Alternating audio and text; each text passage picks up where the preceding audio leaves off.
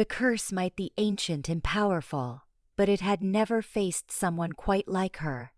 Someone who had learned to find strength in hopeless situations, and who had nothing left to lose except the people she had come to care about.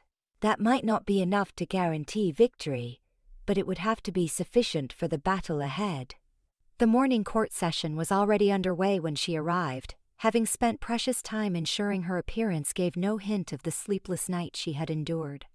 The great throne room buzzed with the usual undercurrent of political maneuvering, but she noticed a tension in the air that hadn't been present before, a sense of anticipation that made her skin crawl with foreboding. Kaelin sat upon his throne with his customary regal bearing, but she could see the signs of strain that others would miss. The slight tightening around his eyes spoke of headaches that came from more than simple stress, and the way his fingers drummed against the armrest suggested an inner restlessness that he was fighting to control. If the spirits were correct about the curse's progression, these were early symptoms of the corruption beginning to take hold. Lord Theron stood at his usual position among the senior courtiers, his golden hair perfectly styled and his expression one of attentive concern for the kingdom's affairs. But when he glanced in her direction, she caught something in his amber eyes that made her pulse quicken. A calculating assessment that suggested he was well aware of her activities the previous night. Lady Seraphina was conspicuously absent from the gathering, and when Elara inquired discreetly about her whereabouts, she was told that the lady was indisposed with a sudden illness. The convenient timing of her absence only strengthened Elara's suspicions about the conversation she had overheard in the library. "Lady Elara." Kaelin's voice cut through her troubled thoughts, drawing the attention of the entire court to her position near the great doors. "Please, join us.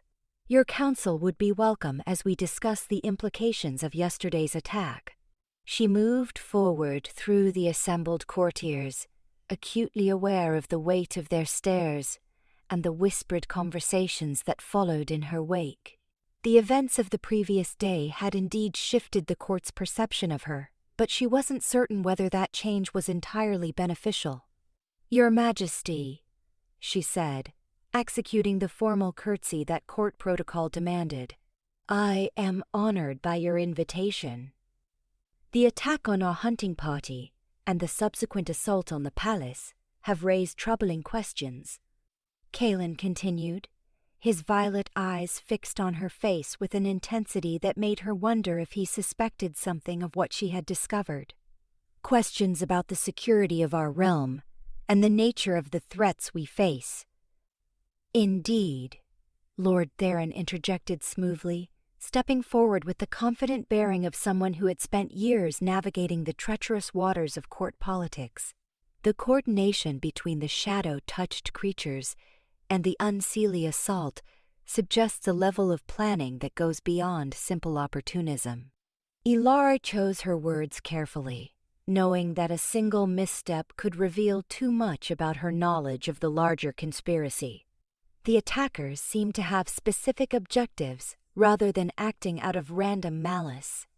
Perhaps we should consider what they hope to accomplish, and who might benefit from such chaos. "An excellent observation," Kaelin said, and she thought she detected approval in his tone. "The vault they attempted to breach contains artifacts that date back to the founding of our realm. Many of them are weapons of considerable power, but others—" He paused, as if considering how much to reveal. "Others contain knowledge that some might consider dangerous." The comment sent a chill down her spine, as she realized he might be referring to the very texts she had studied the night before. If the curse's servants were trying to access the royal vault, they might be seeking to destroy evidence of the containment ritual or steal artifacts that could be used to accelerate the corruption's spread. "What manner of knowledge?"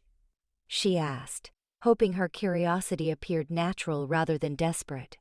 "Historical accounts of past crises," he replied carefully. "Records of magical techniques that were deemed too dangerous for general study." The kind of information that could be catastrophic if it fell into the wrong hands. Lord Theron nodded solemnly, his expression one of grave concern that didn't quite reach his eyes. Perhaps it would be wise to review the security of such materials, Your Majesty. If there are indeed forces working against us, we cannot afford to let them access our most sensitive archives.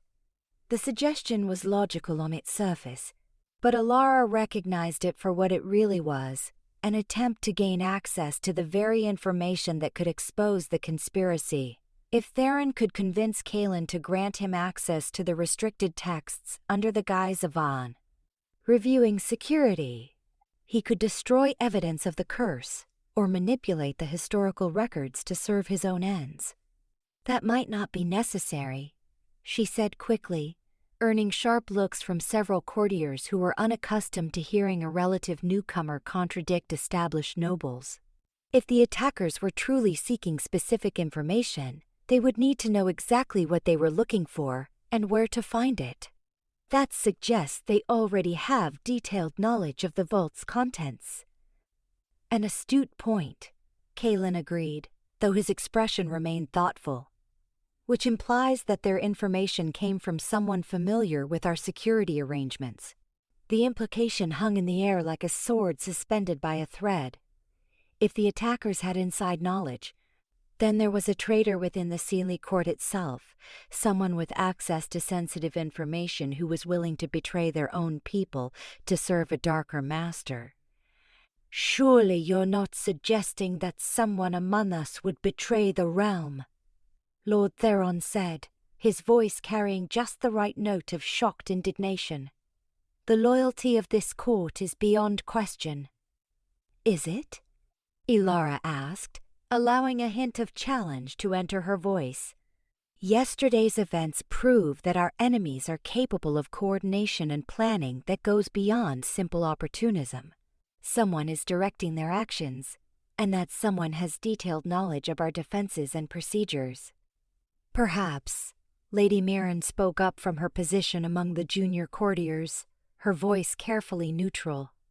But we should not let suspicion poison the bonds of trust that hold our court together. If we begin doubting each other, we risk doing our enemies' work for them. The comment was diplomatic and reasonable, but Elara noticed the quick glance that passed between Mirren and Theron, a moment of eye contact that suggested coordination between them. If her suspicions were correct, the conspiracy might be wider than she had initially believed. Lady Mirren speaks wisely, Kaelin said, though his tone suggested he was not entirely convinced.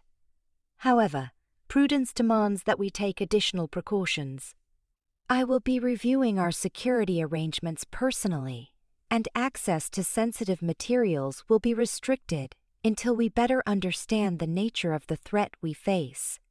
Lord Theron's expression didn't change, but Elara caught a subtle tightening around his eyes that suggested frustration with this development. If he had been planning to use the security review as an excuse to access the restricted archives, Kaelin's decision to handle the matter personally had effectively thwarted that plan. Of course, Your Majesty, Theron said smoothly. We all understand the need for caution in these troubled times. Perhaps it would also be wise to increase the guard presence around critical areas of the palace. Already done, Kaelin replied curtly. Captain Aldrich has tripled the watch and established additional checkpoints throughout the palace. No one will move through these halls without proper authorization and escort. The increased security measures were logical and necessary, but they also meant that Elara's own movements would be more closely monitored if she needed to investigate further or take action based on what she had learned. She would have to be extremely careful not to arouse suspicion. The court session continued for another hour, dealing with routine matters of governance that felt surreal given the life and death crisis that only she seemed to fully understand. She found herself studying the faces around her, trying to identify who might be trusted and who might be compromised by the curse's influence. The problem was that the corruption was subtle in its early stages, working through manipulation and suggestion rather than obvious possession. Someone could be serving the curse's interests without even realizing it, believing they were acting from their own motivations while actually following a path that had been carefully laid out for them. When the session finally ended and the courtiers began to disperse, Kaylin caught her eye and made a subtle gesture toward one of the side chambers. She understood the signal and made her way there discreetly, taking care to avoid drawing attention to the private meeting. He was waiting for her. When she arrived, having shed the formal crown and royal robes for more comfortable attire that emphasized his natural grace and strength, in the privacy of the small chamber, away from the watching eyes of the court, his mask of regal composure slipped slightly to reveal the exhaustion and worry beneath. "You suspect something," he said without preamble, his violet eyes searching her face for confirmation. "Your questions during the session were not random curiosity." She had known this moment would come, but she still struggled with how much to reveal. Too little, and he might not take the threat seriously enough to take proper precautions. Too much, and she risked sounding like a madwoman spinning tales of ancient curses and ghostly visitations. "I've been researching the historical accounts of shadow-touched incursions," she said carefully. "The patterns suggest that what we're facing now is not a new development, but rather the return of something very old and very dangerous." His expression sharpened with interest, and she saw him straighten slightly as his warrior instincts responded to the promise of concrete information. "What did you discover?"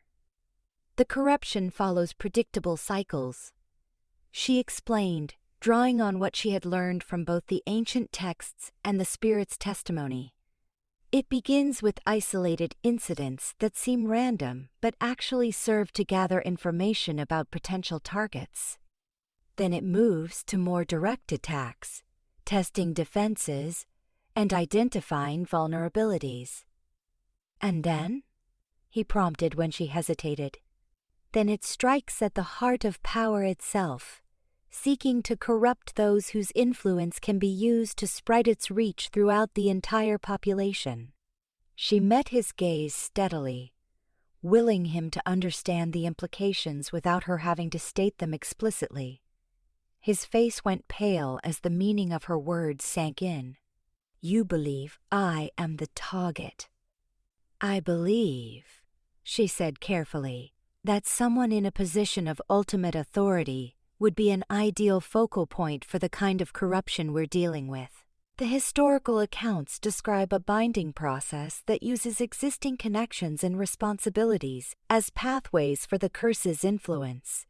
He was quiet for a long moment, and she could see him processing the information and its implications. When he spoke again, his voice was steady, but carried an undertone of something that might have been fear.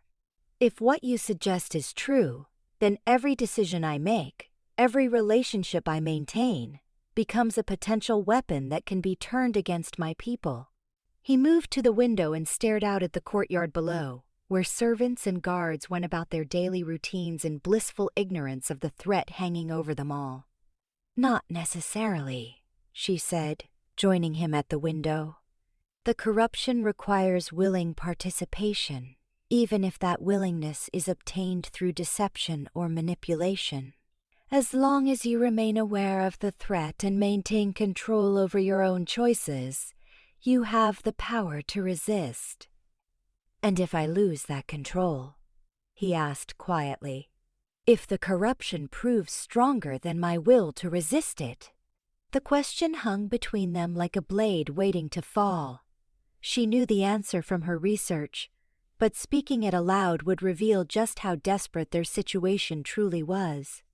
"Then someone who cares about you more than they care about themselves will have to make the choice you cannot," she said finally. He turned to look at her with an expression of dawning understanding. The containment ritual requires a willing sacrifice. Someone has to take the corruption into themselves, and then— Yes, she said simply. And you would do this? The question was barely above a whisper, but she heard the complex mixture of emotions behind it: gratitude, horror, and something deeper that made her heart race despite the gravity of their situation. If necessary, she replied, surprised by how easily the words came. But I'd rather find another way, if one exists. Another way, he repeated, as if testing the concept. Is there precedent for alternative solutions in the historical accounts? She shook her head reluctantly. The texts I've studied suggest that the containment ritual is the only reliable method for stopping the corruption once it reaches a certain stage. But that doesn't mean it's the only possible solution, just the only one that previous generations discovered. Then we must hope that our generation proves more creative than our predecessors, he said with a determination that reminded her why she had come to care for him so deeply. Before she could respond, a commotion in the corridor outside drew their attention. Voices raised in alarm, the sound of running feet, and beneath it all, a low humming that seemed to vibrate through the very stones of the palace. They rushed to the window and looked out at the courtyard, where they could see servants and guards pointing toward the sky with expressions of terror and awe. Following their gaze, Elara felt her blood turn to ice at what she saw. A massive rift had opened in the air above the palace, its edges crackling with dark energy that hurt to look at directly. Through the tear in reality, she could see glimpses of a landscape that belonged to nightmare-twisted trees reaching toward a sky the color of dried blood. Rivers that flowed with liquid shadow, and in the distance, structures that might once have been cities, but had been transformed into something that defied description. The Shadowlands. Kaelin breathed, his face pale with shock. But that's impossible. The barriers between our realm and theirs were sealed centuries ago. Even as he spoke, things began to emerge from the rift creatures that were similar to the shadow-touched beasts they had faced before, but larger and more obviously corrupted. These were not fey animals that had been twisted by dark magic, but rather beings that had originated in the realm of shadow itself. Creatures of pure malevolence that existed only to spread corruption and despair. The barriers are failing, she realized with growing horror. The curse isn't just trying to corrupt individuals, it's working to merge our realm with the Shadowlands entirely. The implications were staggering. If the barriers between realms collapsed completely, it wouldn't matter whether they stopped the curse's influence over Kaelin or anyone else. The entire Fey realm would be consumed by shadow. Its people transformed into creatures of nightmare, or simply destroyed by the invasion of hostile entities. We have to evacuate the palace, Kaelin said, already moving toward the door. Get everyone to the deep shelters, and Dar. His words were cut off, as the chamber around them suddenly filled with freezing air and malevolent presence. The temperature plummeted so rapidly that their breath formed clouds of mist, and frost began to form on the crystal walls despite the warm afternoon sunshine streaming through the windows. A figure materialized in the center of the room, tall and draped in robes that seemed to be cut from living shadow. Its face was hidden beneath a hood, but she could feel its attention focused on them with the weight of ancient hatred and hunger. So, the figure spoke, its voice carrying the sound of winter wind through dead trees. The mortal child has learned enough to become dangerous. How delightfully predictable. Elara reached for her blade and found it sliding easily into her hand despite the supernatural cold that filled the chamber. The enchanted steel hummed with power as it sensed the presence of something that existed in opposition to all natural order. You're the one behind the curse, she said, keeping her voice steady despite the fear that clawed at her chest. the ancient king who sought immortality and doomed his realm to corruption. The figure laughed, the sound like breaking glass and screaming wind. Ancient king, child, I am something far older and more terrible than any mortal ruler who ever wore a crown. I am the hunger that devours light, the shadow that consumes hope, the ending that awaits all things. Pretty words, she replied, raising her blade to a ready position. But you still bleed, don't you? Everything that can bleed can die. Can it? The figure raised one hand, and she felt an invisible force slam into her chest with the power of a giant's fist. She flew backward and hit the crystal wall hard enough to drive the breath from her lungs, her blade spinning away across the polished floor. Kalen moved to place himself between her and their attacker, his own sword materializing in his hand wreathed with silver flames that pushed back against the supernatural darkness. Whatever you are not welcome in my realm. Be gone, or face the consequences of challenging the Seelie crown. The shadowy figure tilted its head as if considering his words with amusement. Your realm. Child of the Fae, this realm belongs to me by right of conquest and corruption. I am merely reclaiming what was stolen from me so long ago. Then you'll have to take it by force, Kalen replied, his blade weaving defensive patterns that left trails of silver light in the air. And I promise you, that will not be as easy as you believe. The entity gestured dismissively, and suddenly the chamber filled with writhing tendrils of pure shadow that reached for them with predatory hunger. Elara rolled aside as one passed through the space where she had been lying, and she felt the terrible cold that radiated from its touch.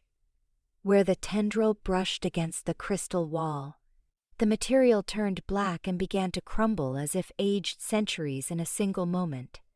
She scrambled across the floor toward her fallen blade, dodging between the grasping shadows as they sought to entangle her. Behind her, she could hear the ring of steel on shadow as Kalen fought to keep the tendrils away from both of them, his enchanted sword carving through the darkness, but unable to destroy it entirely. Her fingers closed around the hilt of her weapon, just as one of the tendrils wrapped around her ankle. The touch was like being grasped by copper. Winter itself, a cold so intense that it burned like fire and sent waves of numbness racing up her leg. But the moment her blade came fully into her grip, silver fire erupted along its length, and the shadow tendril recoiled with what might have been a scream of pain. Interesting, the entity mused, seeming genuinely surprised by this development. The mortal carries steel touched by starlight. How did you come by such a weapon, child? A gift from someone who believed I might need it, she replied, getting back to her feet despite the continuing numbness in her leg. Apparently they were right. She moved to stand beside Kalen, their backs almost touching as they faced the circling shadows. Together, their enchanted blades created a bubble of silver light that held the darkness at bay, but she could feel the enormous pressure of malevolent will pressing against their defenses. This is merely a projection, Kalen said quietly, his voice pitched for her ears alone. Its true form remains in the Shadowlands, but even this manifestation is beyond our power to destroy permanently. Then we need to disrupt whatever is maintaining the connection, she replied, her eyes scanning the chamber for anything that might serve as a focus for the entity's presence. There has to be an anchor point, something that's allowing it to manifest here. As if responding to her words, the entity laughed again and gestured toward the window. Outside, the rift in the sky had grown larger, and more creatures were pouring through to spread across the palace grounds. But now she could see that the tear in reality was not simply a random breach. It was centered directly above a specific location within the palace complex. The vault, she realized with growing horror. It's using something in the royal vault to anchor its presence here.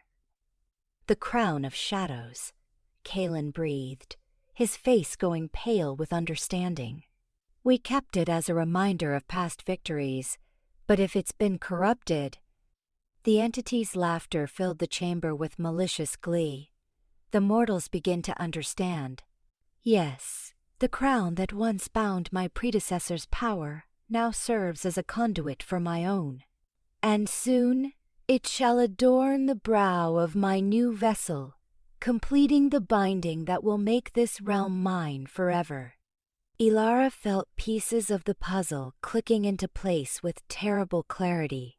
The crown was more than just a symbol or a historical artifact. It was a magical focus that could channel and amplify the curse's power.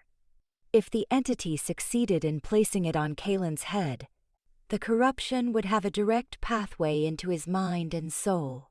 "We have to reach the vault," she said urgently. "Destroy the crown before..."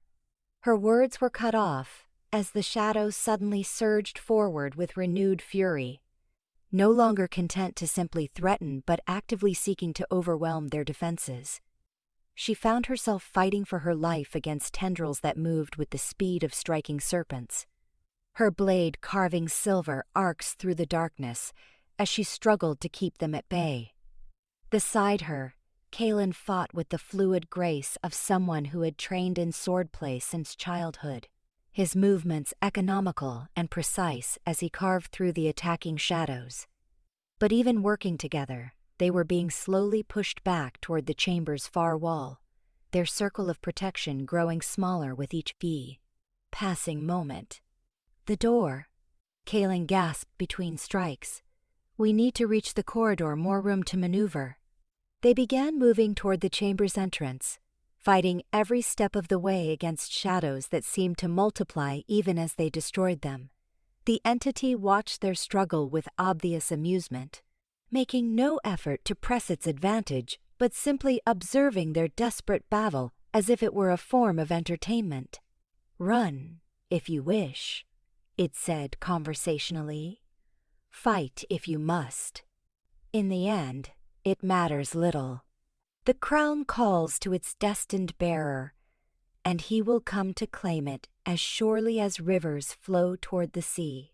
They reached the doorway and tumbled through into the corridor beyond, their shared momentum carrying them several steps before they could regain their balance. Behind them, the chamber filled with writhing darkness that seemed reluctant to follow them into the wider palace, as if the entity's power was somehow limited to specific locations. "Why isn't it pursuing us?" Elara asked, glancing back at the doorway, where shadows writhed like living things, but made no attempt to emerge. "The manifestation requires a focus," Kalen explained, his breathing still labored from their fight. "It can only maintain coherent form in places where the barriers between realms have been weakened." "Then the vault will be heavily defended by its minions," he finished grimly. "But yes, that's where we need to go. The crown of shadows must be destroyed before it can be used to complete the binding." They made their way through the palace corridors, moving as quickly as stealth would allow. The increased guard presence that Kalen had ordered was working against them now, forcing them to take circuitous routes to avoid checkpoints where their urgency would raise unwanted questions. As they traveled deeper into the palace complex, they began to encounter signs of the chaos spreading above. Servants huddled in alcoves, their faces pale with terror as they listened to the sounds of battle echoing from the courtyards. Guards rushed past without acknowledging them, their attention focused on threats that were rapidly multiplying throughout the palace grounds. "The shadow creatures are serving as a distraction," Elara realized as they paused at an intersection to let a squad of soldiers pass, drawing attention away from the real objective. While the entity's true servants move freely through the confusion, Kalen agreed. "We may not be the only ones seeking to reach the vault." The thought spurred them to greater urgency, and they abandoned stealth in favor of speed. The vault lay deep beneath the palace's foundations, accessible only through passages that had been carved from the living rock of the mountain itself. Ancient wards protected the approach, but Kaelin's royal blood allowed them to pass through barriers that would have stopped any other intruder. As they descended the final stairway toward the vault's entrance, they began to hear voices echoing from the chamber ahead, familiar voices that sent ice through Elara's veins as she recognized the speakers. Nearly complete, Lord Theron was saying, his cultured tones carrying clearly in the stone-walled passage. The crown responds to his presence even from this distance. When he arrives, the binding will be inevitable.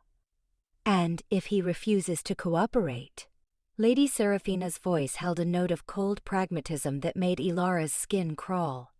Then we use the mortal against him. A third voice replied, one that Elara didn't recognize but that carried the authority of command.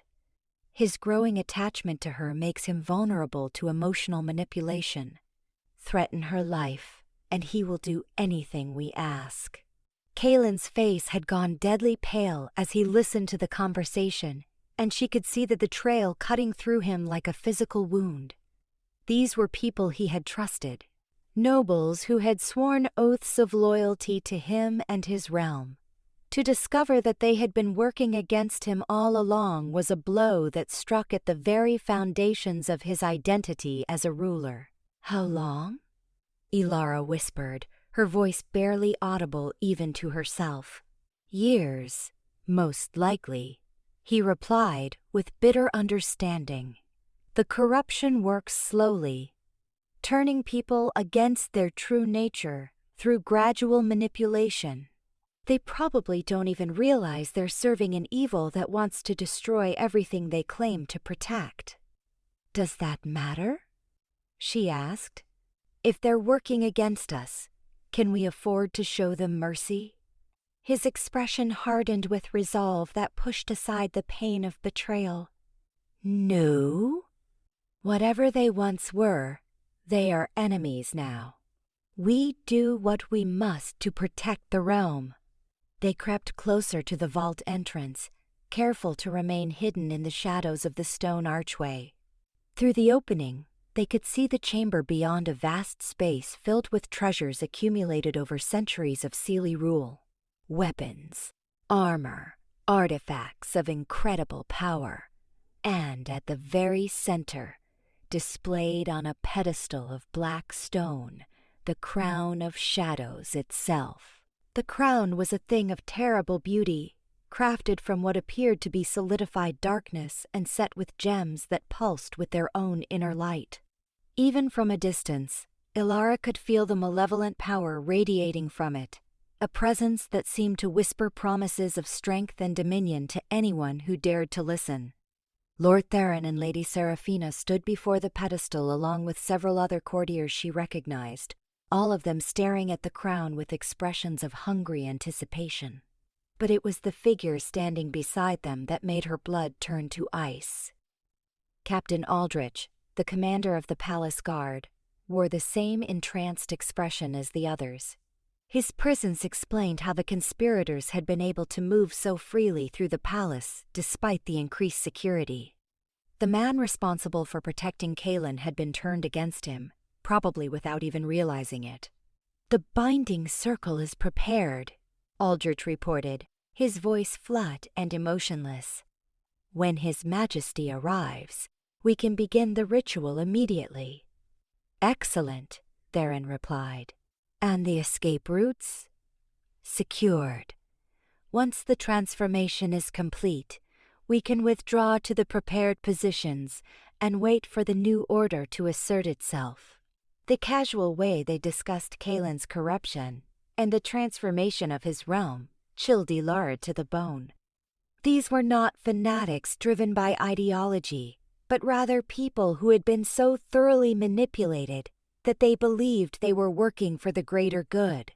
"We need a distraction," she whispered to Kaelin. Something to draw them away from the crown long enough for us to destroy it. Leave that to me, he replied, his expression grim with determination. When I give the signal, get to the pedestal and do whatever you can to destroy that accursed thing. Before she could object to the obvious danger he was placing himself in, he stepped into the vault entrance and called out in a voice that carried all the authority of royal command. Lord Theron, Lady Seraphina, Captain Aldrich, I am disappointed but not surprised to find you here. The conspirators spun toward him with expressions of shock and dismay, their carefully laid plans suddenly thrown into chaos by his unexpected appearance. But the surprise lasted only a moment before they recovered their composure and moved to surround him. Your Majesty, Theron said with his customary smooth charm, though his amber eyes held a predatory gleam that hadn't been there before. How fortunate that you've arrived. We were just preparing a surprise for you. I'm sure you were, Kaelin replied dryly, his hand resting on his sword hilt. Though I suspect I won't find it as pleasant as you intend. Oh, but you will, Seraphina purred, her ice-blue eyes fixed on his face with hypnotic intensity. You'll find it liberating, actually. No more difficult decisions, no more weight of responsibility, no more loneliness at the pinnacle of power. The crown will take all of that away and give you strength beyond imagination in return. As she spoke, Elara could see Kaelin's expression beginning to change subtly. His grip on his sword loosened slightly, and his violet eyes took on a distant quality that suggested the beginnings of magical influence. The crown was already working on him, using his proximity and the words of his corrupted courtiers to weave its spell around his mind. She knew she had to act quickly, before the mental influence became too strong for him to resist. Drawing her blade, she burst from concealment and sprinted toward the pedestal, her boots ringing against the stone floor as she closed the distance to her target. Stop her, Aldrich shouted, drawing his own weapon as he moved to intercept her path. But Elara had spent years fighting multiple opponents in close quarters, and she used the captain's momentum against him. As he lunged toward her, she sidestepped and struck him in the temple with the pommel of her sword, dropping him to the floor in an unconscious heap. Theron and Seraphina both moved to stop her, but Kaelin's presence between them and their goal forced them to choose between pursuing her and dealing with the immediate threat he represented. They chose to focus on him, apparently believing that controlling the king was more important than stopping her from reaching the crown. She reached the pedestal and raised her blade high, preparing to bring it down on the crown of shadows with all the force she could muster. But as the enchanted steel approached the artifact, she felt a wave of resistance that was like trying to push through solid stone. The crown's defenses were formidable, and her first strike barely scratched its surface. You cannot destroy it with mere steel, Seraphina called out mockingly, even as she and Theron worked to overwhelm Kaelin's defenses. The crown of shadows is protected by wards that have endured for millennia. It would take power beyond mortal comprehension to unmake what was forged in the depths of the Shadowlands themselves. Elara gritted her teeth and struck again, putting every ounce of her strength behind the blow. This time, silver fire erupted from her blade as it made contact, and she felt the crown's defenses waver slightly. Whatever enchantments protected the artifact, they were not absolute. They could be worn down through persistence and the application of sufficient magical force. But time was not on her side. Even as she hammered at the crown's protections, she could see that Kaelin was losing his battle against the magical influence being exerted on him. His movements were becoming sluggish. His responses to Theron and Seraphina's attacks increasingly delayed as their words worked to cloud his judgment. That's right, Theron was saying in a hypnotic voice that seemed to resonate with unnatural power. Stop fighting Accept what you know to be true. The burden of kingship has worn you down, left you isolated and exhausted. Wouldn't it be easier to let someone else make the difficult decisions? So much easier, Seraphina agreed, her own voice weaving through Theron's like a musical counterpoint. No more sleepless nights wondering if you've made the right choice. No more watching your people suffer while you struggle to find solutions that may not exist. Just peace. And power. And the certainty that comes from serving a will greater than your own. Elara struck the crown again, and this time she felt something crack in its defenses. But the effort required to breach those protections was enormous, and she could feel her strength beginning to flag. Worse, the artifact seemed to be actively fighting back now, sending waves of psychic pressure against her mind that threatened to overwhelm her concentration. "Kaelin!" She called out desperately, hoping to break through the spell being woven around him. "Remember who you are. Remember what you're fighting for." For a moment his violet eyes cleared and he looked at her with recognition and determination. But then Seraphina spoke again, her voice carrying a note of cruel triumph. "Look at her, Majesty. See how she struggles against forces beyond her understanding. She will die here, in this vault, because she was foolish enough to oppose powers that could grant her everything she ever desired. You could save her, if you were willing to accept the crown's gift." The emotional manipulation was masterfully done, using Kaelin's growing feelings for her as a weapon against him. Elara could see the conflict playing out across his features as he fought between his duty to his realm and his desire to protect her from harm. "Don't listen to them," she said, putting all the conviction she could muster into her voice. "I knew the risks when I chose to fight. I'd rather die free than live as a slave to that thing's will." But even as she spoke, she knew that her words might not be enough. The crown's influence was growing stronger with each passing moment, and the psychic pressure against her own mind was becoming almost unbearable. She needed to find another way to destroy the artifact, some method that didn't rely solely on brute force. As she raised her blade for another strike, she remembered something the spirits had told her about the nature of the curse. It fed on emotional bonds, using love and loyalty as pathways to spread its influence. But those same bonds could be turned against it if someone was willing to make the ultimate sacrifice. The realization hit her like a physical blow. She couldn't destroy the crown through force because she was approaching the problem from the wrong direction.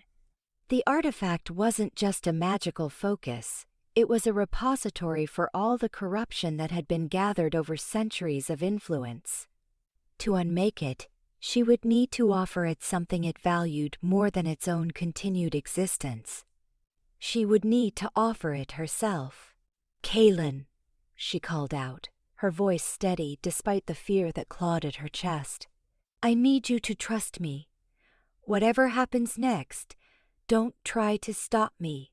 His eyes snapped to her face, and she saw understanding dawn in his expression. He knew what she was planning, and the anguish that crossed his features nearly broke her resolve. But he also knew, as she did, that there might be no other choice. "There has to be another way," he said desperately, even as he continued to fight against Theron and Seraphina's attempts to overwhelm him. "Maybe there is," she admitted. "But we don't have time to find it. This ends now, one way or another." She placed her hands on the crown of shadows, feeling the artifact's malevolent power flow into her like ice-cold poison. The sensation was indescribable, a mixture of agony and ecstasy that threatened to tear her mind apart, even as it filled her with strength beyond anything she had ever known. The crown's defenses, designed to keep external force from destroying it, were useless against someone who willingly accepted its corruption. She felt the darkness flowing through her, seeking to claim her soul and make her another servant of the ancient evil that had created it. But she held on to her purpose with desperate determination.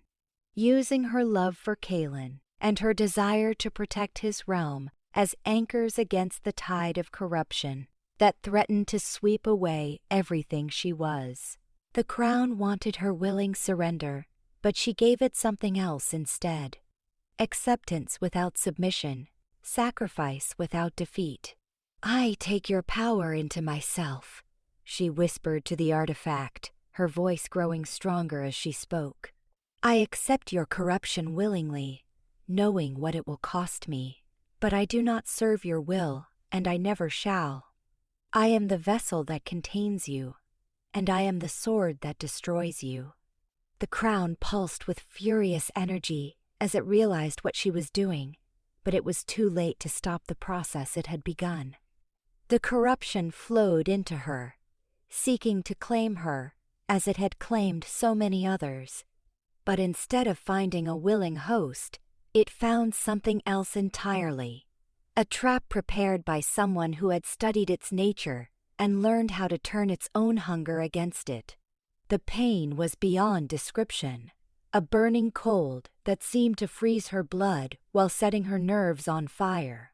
But she held on, using every ounce of will she possessed to maintain control over the process, even as the darkness tried to overwhelm her consciousness.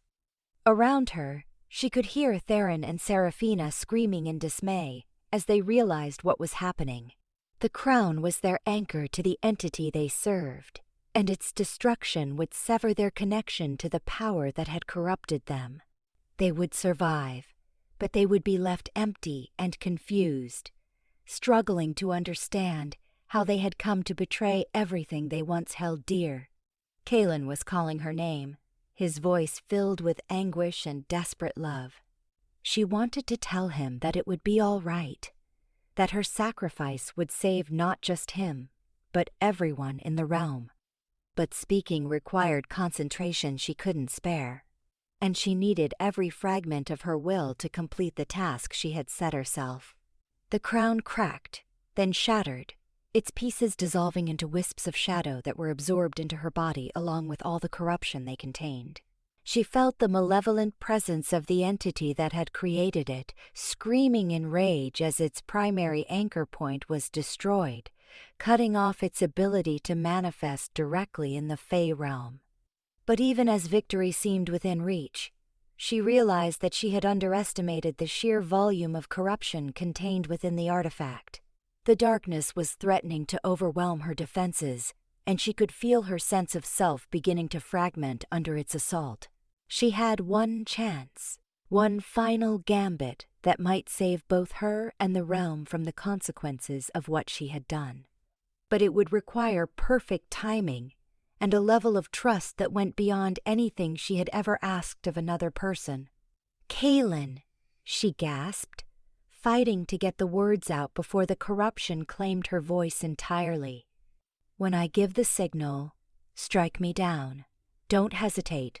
Don't question. Just do it."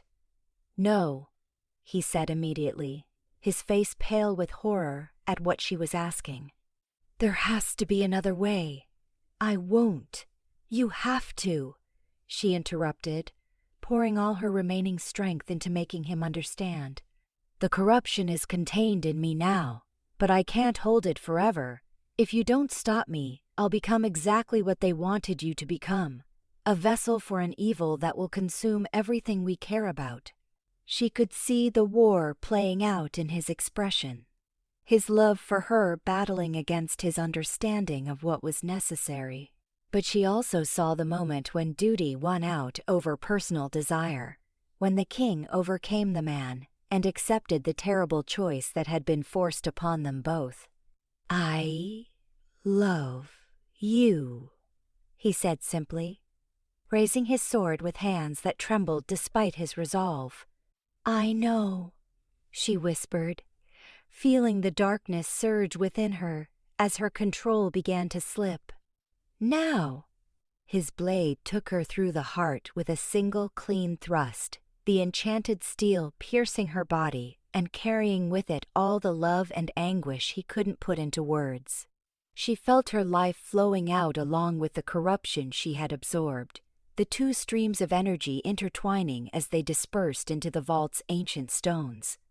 The last thing she saw was his face, etched with grief but also with gratitude for the gift she had given him. Then darkness claimed her, and she knew nothing more.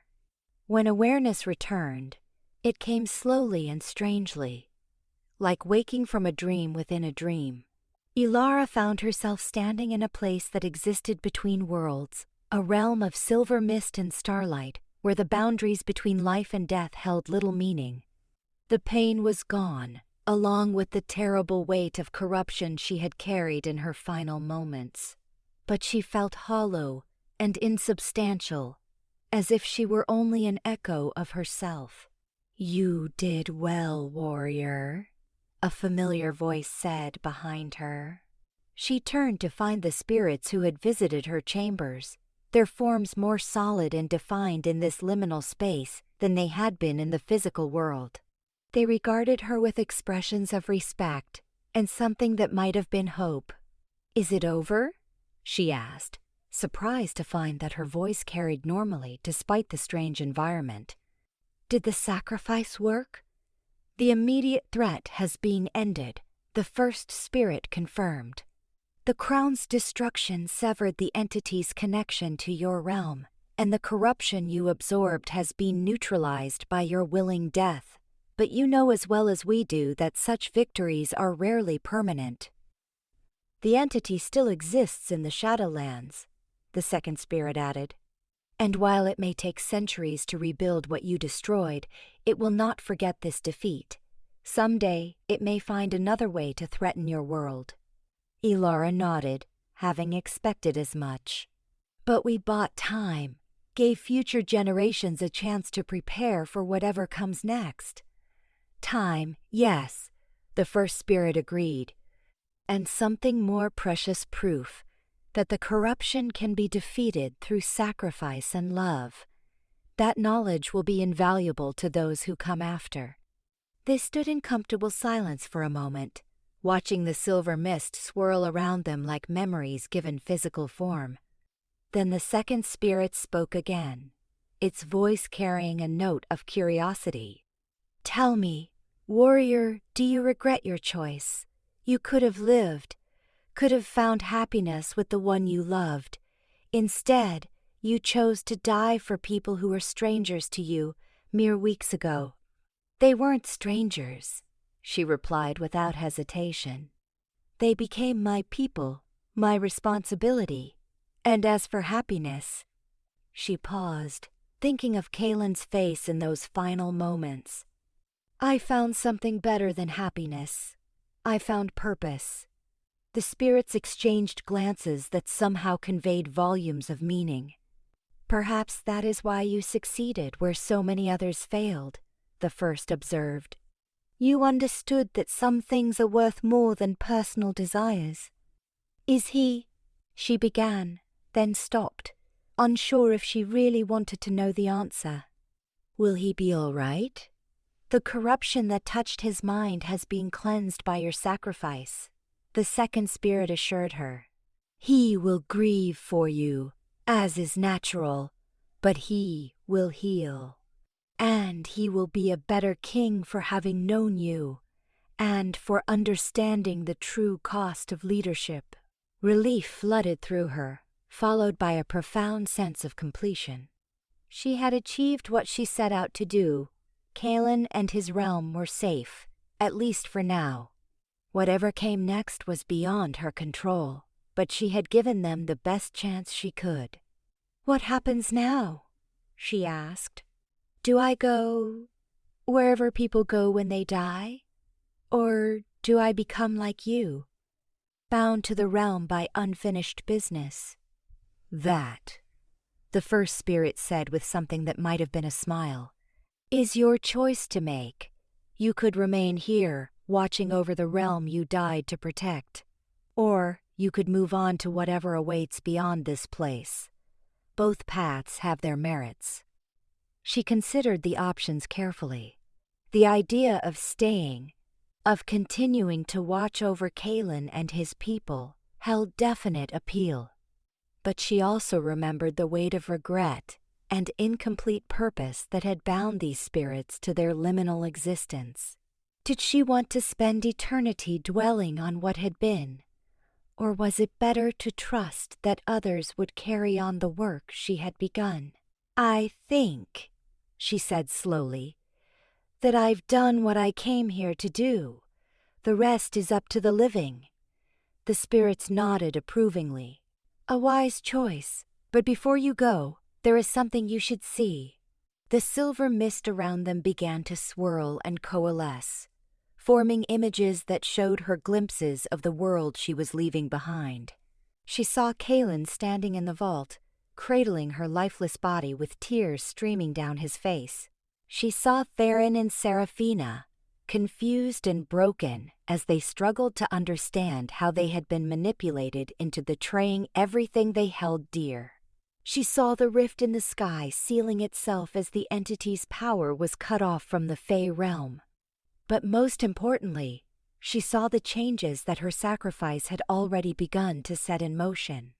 Messengers rode out from the Seelie Court carrying word to the Unseelie realm, proposing alliance against their common enemy. Ancient grudges were being set aside in favor of cooperation and mutual defense. The barriers between the courts, weakened by centuries of mistrust and manipulation, were beginning to heal. "Your death accomplished more than just stopping the immediate threat," the first spirit explained. "It reminded both courts that they are stronger together than apart. The unity you inspired may be their greatest defense against whatever darkness comes next." "Then it was worth it," she said simply. "All of it." The visions faded, and she found herself once again standing in the silver mist with only the spirits for company. But now she could see something else in the distance, a light that seemed to call to her with promises of rest and renewal. "Go," the second spirit urged gently. "You have earned whatever peace awaits you." She took a step toward the light, then paused and looked back. "Will you tell him? Will you find a way to let him know that I don't regret it, that I would make the same choice again, knowing what it would cost?" "He already knows," the first spirit assured her. "But yes, we will find a way to carry that message to him. It may bring him comfort in the dark days ahead." With that final assurance, she turned and walked toward the beckoning light. As she drew closer, she felt the weight of mortality falling away like a discarded cloak, replaced by something lighter and more beautiful than anything she had ever known. Her last thought before the light embraced her was of Kalen's face, not as it had been in those final agonizing moments, but as she had seen it during their brief time together, filled with hope and possibility and the promise of a future worth fighting for. In the physical world, in the vault deep beneath the palace, Kalen knelt beside her body and wept for what had been lost and what had been saved. Above them, the palace guards worked to restore order and tend to the wounded. The immediate crisis was over, but the work of rebuilding and healing was just beginning. And in the days that followed, as word of her sacrifice spread throughout both courts, her name became something more than just a memory. It became a symbol of what was possible when love overcame fear, when unity replaced division, when someone was willing to pay the ultimate price to protect what mattered most. The shadow would return. Someday such things always did. But when it came, it would find a realm united and strengthened by the example of a mortal woman who had chosen to die so that others might live. And that example would prove to be a far more powerful weapon than any crown or artifact could ever be. For in the end, the greatest magic was not found in ancient relics or forbidden spells, but in the simple truth that some things were worth dying for, and that the willingness to make that sacrifice was what separated light from darkness, hope from despair, love from the hollow promises of power. The curse would remember her name, and it would fear what that name represented. And perhaps, in the end, that fear would be enough to keep the darkness at bay for generations to come. The story of Elara, the mortal who saved the Fey realm, would be told and retold until it became legend. And in those tellings, future generations would find the courage to stand against whatever shadows might threaten their world, knowing that even the greatest evil could be defeated by those willing to pay the price for victory. She had become myth, and in becoming myth, she had achieved a kind of immortality that no crown or curse could ever touch. Hashtag, the mask beneath the crown, the morning sun, filtered through the crystalline windows of the Seelie Court, casting prismatic rainbows across the marble floors where Elara stood waiting. 3 weeks had passed since her arrival in this realm of impossible beauty and deadly politics, yet she still felt like an intruder wearing borrowed clothes. The flowing emerald gown the court seamstresses had crafted for her moved like liquid silk, but beneath its elegant folds, her muscles remained coiled with the tension of a warrior who had learned never to fully relax. Court was already in session when she entered the throne room, her bare feet silent against the cool stone. The assembled Fae turned to watch her approach with expressions ranging from curious interest to barely concealed disdain. She had grown accustomed to their scrutiny, though it still made her skin crawl with the memory of being hunted through dark forests by creatures that wore beautiful faces while harboring monstrous intentions. Kalen sat upon his throne of living wood and starlight, his silver hair catching the morning light like spun moonbeams. His violet eyes tracked her movement with an intensity that made her pulse quicken despite her efforts to remain unaffected. The crown of intertwined branches and crystals upon his brow seemed to pulse with its own inner light, and she noticed how his fingers gripped the armrests of his throne just slightly too tightly, as if the weight of ruling pressed down upon him like a physical burden.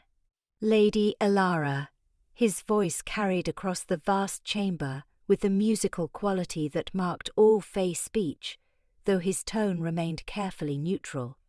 You honor us with your presence at court this morning. She executed a perfect curtsy, one of many skills she had hastily acquired during her stay. Your Majesty, I am grateful for your continued hospitality.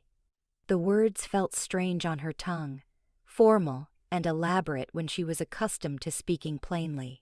But she had learned that everything in the Fae court was a dance of words and intentions, where the wrong phrase could mean the difference between favor and exile. Lord Theron stepped forward from his position among the courtiers, his golden hair gleaming and his amber eyes fixed upon her with predatory interest. He had made his disapproval of her presence known from the moment she arrived, though he wrapped his hostility in honeyed words and false smiles. Indeed, we are most fortunate to have such an exotic addition to our court. Tell me, Lady Elara, how do you find our customs? Are they very different from those of your mortal realm?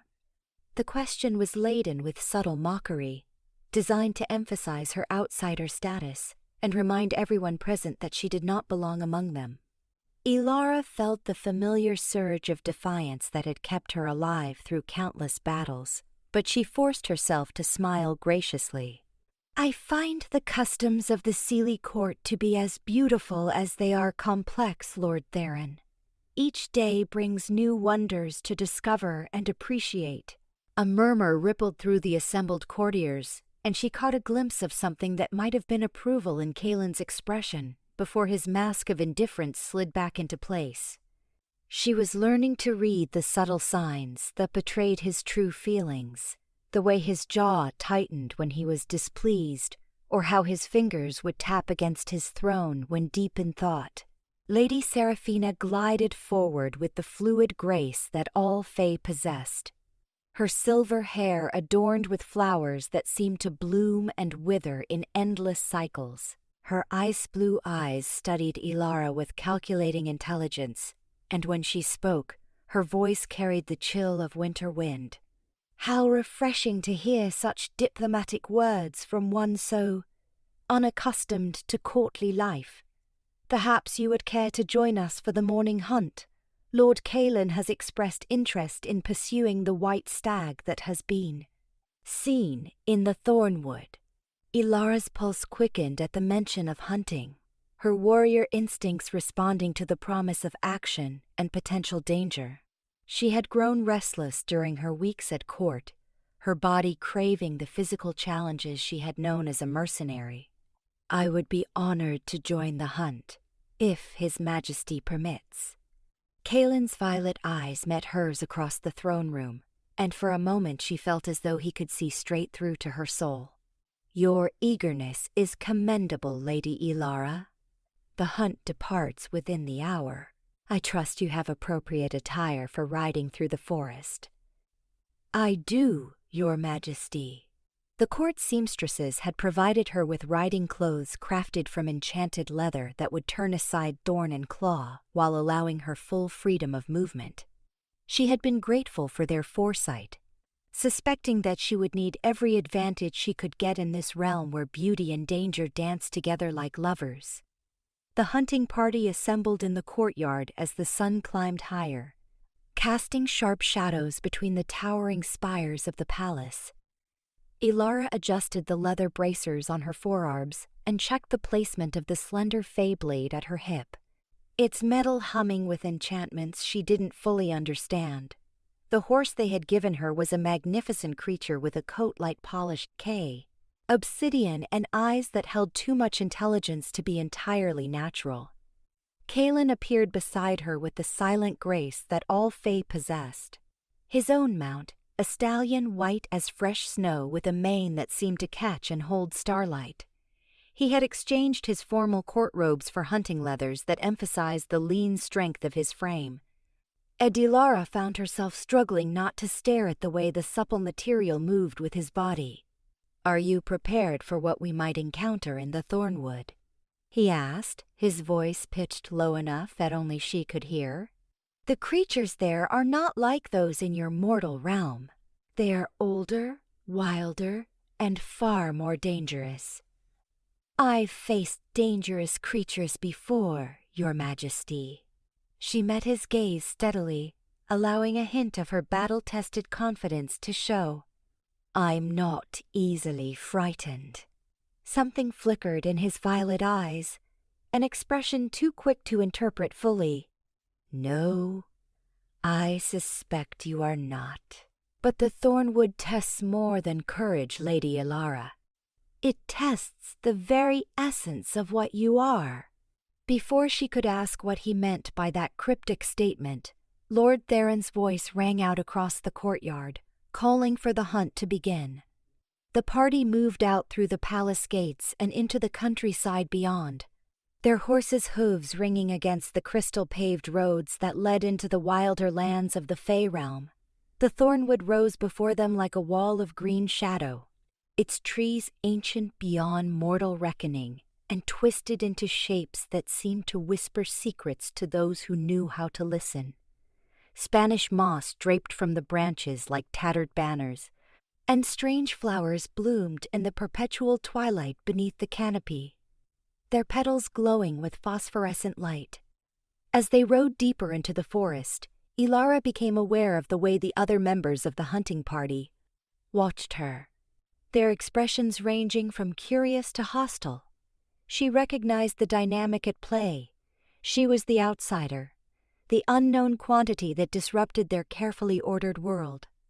Some, like Lord Theron, saw her as a threat to be eliminated.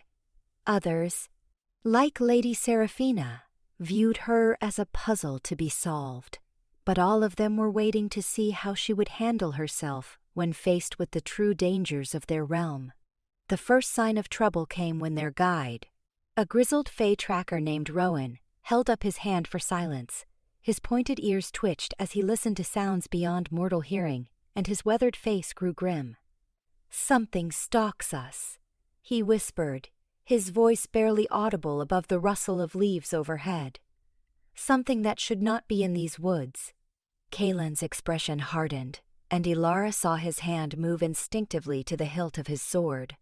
The easy confidence he had displayed at court was replaced by the focused alertness of a warrior who had faced death many times. "What manner of creature?" "Shadow touched," Rowan replied, and several of the courtiers gasped in dismay. "A pack of them, by the scent. They circle us like wolves, waiting for the right moment to strike." Elara felt her pulse quicken with anticipation rather than fear. She had heard whispers of shadow-touched creatures during her time at court, fey beasts corrupted by dark magic that turned them into something far more dangerous than their natural kin. This was exactly the kind of challenge she had been craving, a chance to prove herself through action rather than words. "We should return to the palace immediately," Lady Seraphina declared, her usual composure cracked by obvious fear. "Shadow-touched creatures are not to be trifled with, especially not by a hunting party that includes—" Her gaze flicked meaningfully toward Elara. "Includes what?" Elara asked, her voice sharp with challenge. "Someone who might actually be useful in a fight?" Lord Theron laughed, the sound brittle with disdain. "Please, mortal. These are not bandits or brigands that you might face in your world. Shadow-touched creatures are infused with the essence of the void itself. They cannot be defeated by simple steel and courage." "Then it's fortunate that I'm not simple," Elara replied, drawing her enchanted blade in one fluid motion. The metal sang as it cleared its sheath, and runes along its length flared to life with silver fire. "Your Majesty, with your permission, I suggest we form a defensive circle and prepare to prowl." Her words were cut off, as the forest around them exploded into motion. Shadow-touched wolves burst from the undergrowth, their forms writhing with darkness that seemed to eat the light around them. Their eyes burned like crimson coals in faces that shifted between wolf and something far more monstrous, and their howls carried the sound of nightmares given voice. The hunting party's horses reared and screamed in terror, several throwing their riders as they bolted into the dense undergrowth. Elara kept her seat through skill, determination, her obsidian mount proving its supernatural nature by standing firm against the tide of darkness that washed over them. She caught a glimpse of Kalen struggling to control his own mount while trying to draw his sword, and saw one of the shadow-touched beasts leap directly at him with claws extended and fangs bared. Time seemed to slow as she realized he wouldn't be able to defend himself in time. His attention divided between his panicking horse and the approaching threat. Without thinking, Elara spurred her horse forward and threw herself from the saddle, her body moving with the fluid grace of someone who had spent years perfecting the art of violence. She hit the shadow-touched wolf in mid-leap, her blade sliding between its ribs with a sound like tearing silk. The creature's howl of rage and pain echoed through the forest as they crashed to the ground together, its claws raking across her leather armor and leaving deep gouges in the enchanted material. She rolled away from its death throes and came up in a fighting crouch, her blade weaving defensive patterns as two more of the creatures stalked toward her. Their forms seemed to shift and blur as they moved, making it difficult to track their exact positions. But she had fought in darkness before and knew how to rely on senses other than sight. The first beast lunged at her throat, and she sidestepped at the last moment, her blade opening a deep gash along its flank. Dark blood that smoked where it touched the ground splashed across the forest floor, and the creature's howl of fury made her ears ring. The second came at her from the side, trying to take advantage of her apparent focus on its packmate, but she had been expecting the maneuver and spun to meet it with her blade extended. The enchanted steel pierced the creature's chest, and silver fire erupted along the wound as the fey magic interacted with the shadow touched corruption. The beast's form wavered and collapsed in on itself, dissolving into wisps of darkness that were quickly dispersed by the wind. She turned to face the remaining wolf, her breath coming in sharp gasps and her heart pounding with battle fever. This was what she had been made for. This dance of death and survival that required every ounce of skill and instinct she possessed. The creature circled her warily now, having seen its packmates fall to her blade, and she could see a cruel intelligence in its burning eyes. "Come on, then," she whispered, shifting her weight onto the balls of her feet. "Let's finish this." The wolf feinted left and then darted right, its movements almost too fast to follow. But Elara had fought creatures faster than herself before, and she had learned to read the subtle tells that preceded an attack. She met the beast's lunge with her blade angled upward, letting its own momentum drive the steel deep into its chest. Its claws scraped harmlessly against her armor as its weight bore her backward, and she used the creature's own mass to drive her blade deeper until the silver fire of the enchantment consumed it from within. Silence fell over the forest clearing, broken only by the sound of her own labored breathing and the distant crashes of fleeing horses.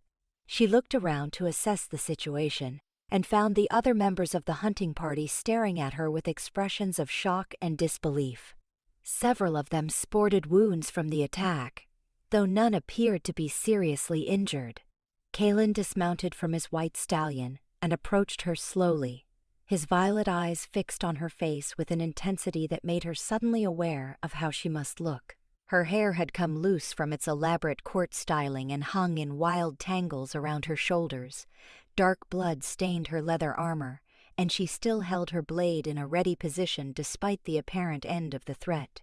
"You saved my life," he said quietly. And she heard something in his voice that she had never heard before, genuine surprise, as if the concept of someone risking themselves for his sake was entirely foreign to him. "You would have done the same for any member of your court," she replied, though she wasn't entirely certain that was true. There had been something instinctive about her response, a protective urge that had nothing to do with political calculation or courtly duty. "Would I?"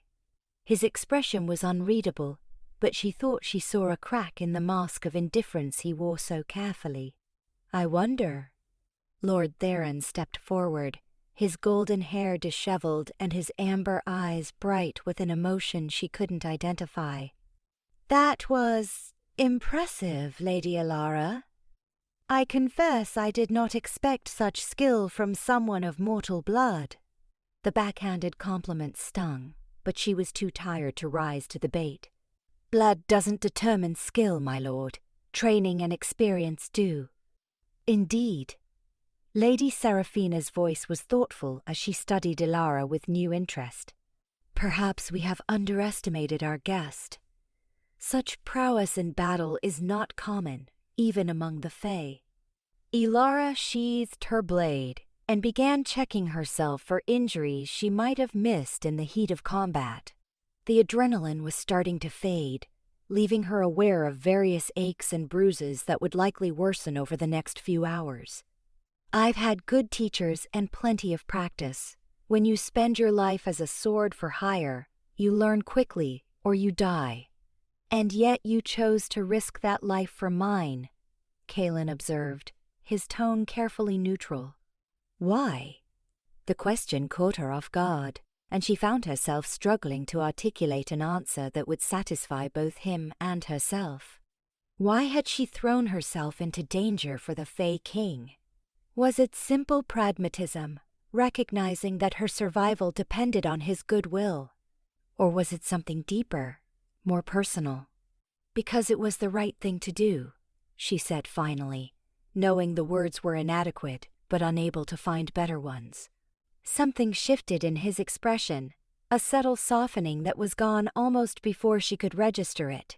"The right thing," he repeated, as if testing the phrase. How refreshingly simple. The ride back to the palace was conducted in relative silence, the hunting party subdued by their encounter with the shadow-touched creatures. Elara found herself riding beside Kaelin, close enough to observe the way his jaw remained tightly clenched and his eyes constantly scanned the forest around them. The easy confidence he had displayed that morning was gone, replaced by a watchfulness that spoke of deep-seated paranoia. "Does this happen often?" she asked quietly, mindful of the other riders within earshot. "Attacks by shadow-touched creatures?" "More frequently of late," he admitted, his voice pitched low. "They grow bolder, venturing closer to populated areas. Some of my advisors believe it presages a return of the ancient darkness that once threatened to consume our realm entirely." "And what do you believe?" He was quiet for so long that she thought he might not answer. When he finally spoke, his words were carefully measured. "I believe that there are forces at work in this realm that go beyond simple corruption. The shadow-touched do not act randomly. They hunt with purpose, targeting specific individuals and locations. Someone or something is directing them." The implications of his words sent a chill down her spine. If the creatures were being controlled rather than acting on pure instinct, then the attack on their hunting party might not have been random at all. "Do you think today's attack was planned?"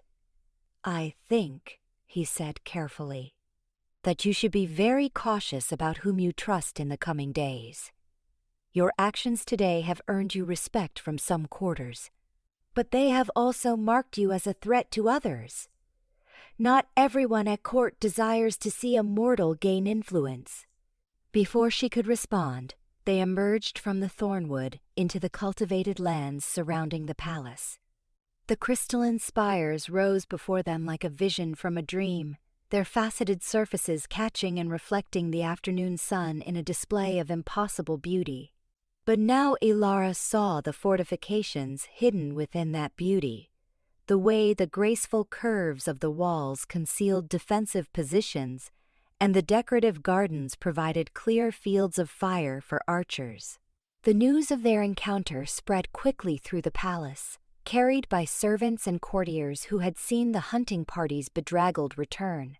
By the time Elara reached her chambers, a small crowd had gathered in the corridors, their whispered conversations falling silent as she passed.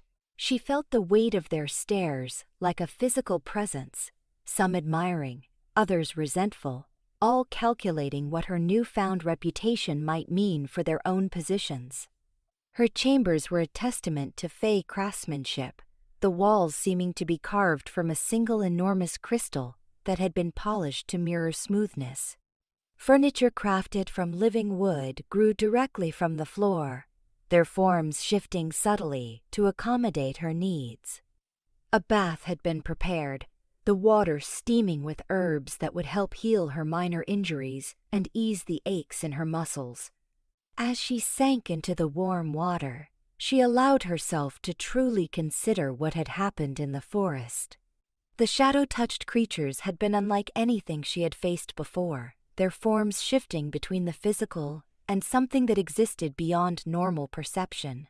The fact that her enchanted blade had been able to harm them suggested that whatever corruption had transformed them operated on magical rather than purely physical principles. But more disturbing than the creatures themselves was Kaelin's suggestion that they were being directed by an intelligent force. If that were true, then today's attack might have been a test either of her abilities or of the court's defenses. The thought that she might have been marked as a target by unknown enemies was not particularly comforting, but it was hardly the first time her life had been complicated by powerful adversaries. A soft knock at her door interrupted her thoughts, and she called for entry while wrapping herself in a silk robe that seemed to shimmer with its own inner light. To her surprise, it was Kaelin who entered, though he had exchanged his hunting leathers for more formal court attire. The crown was absent from his brow, and his silver hair hung loose around his shoulders, making him appear younger and somehow more approachable. "Your Majesty," she said, rising from her chair near the crystal windows. "I wasn't expecting—" "Please," he interrupted, raising a hand to forestall her formal greeting. "After what transpired today, I think we can dispense with excessive ceremony when we are alone." The casual intimacy of his words sent an unexpected thrill through her, though she was careful not to let it show on her face. "Very well. To what do I owe the pleasure of this visit?" He moved to the window and gazed out at the gardens below, his profile sharp against the evening light. "I wanted to thank you properly for your actions today. You placed yourself in considerable danger to protect me, and I am grateful." The slight hesitation before the last word suggested that gratitude was not an emotion he was accustomed to expressing. She joined him at the window, standing close enough to catch the subtle scent of his skin, something that reminded her of winter wind and starlight. "As I said, it was the right thing to do." "Was it?" He turned to face her, and she was struck by the vulnerability she saw in his violet eyes. "In my experience, people act in their own self-interest. Altruism is a luxury few can afford, particularly in a court where showing weakness can be fatal. Maybe that's because you've been surrounded by the wrong kind of people," she suggested, studying his face in the gathering twilight. "Not everyone is motivated by personal gain. And yet everyone wants something," he countered. "What is it that you want, Elara? What brought you to my court, and what do you hope to gain by remaining?"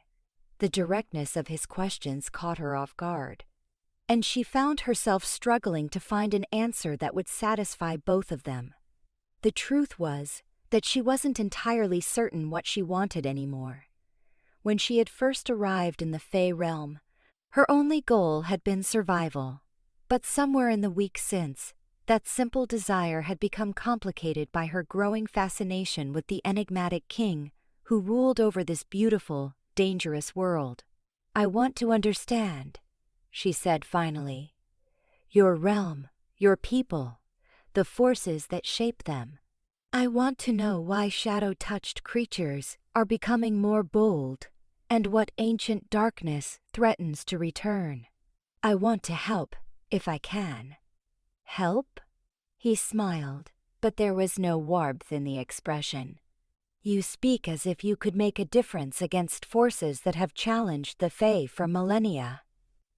"Maybe I can't," she admitted, "but I have to try. It's who I am, someone who stands and fights, rather than running away when things become difficult." He studied her face in the fading light, and she felt as though he was looking for something specific in her expression. "You truly mean that," he said, and she heard surprise in his voice. "You would risk everything for people who are not your own, in a realm that is not your home." "Wouldn't you?"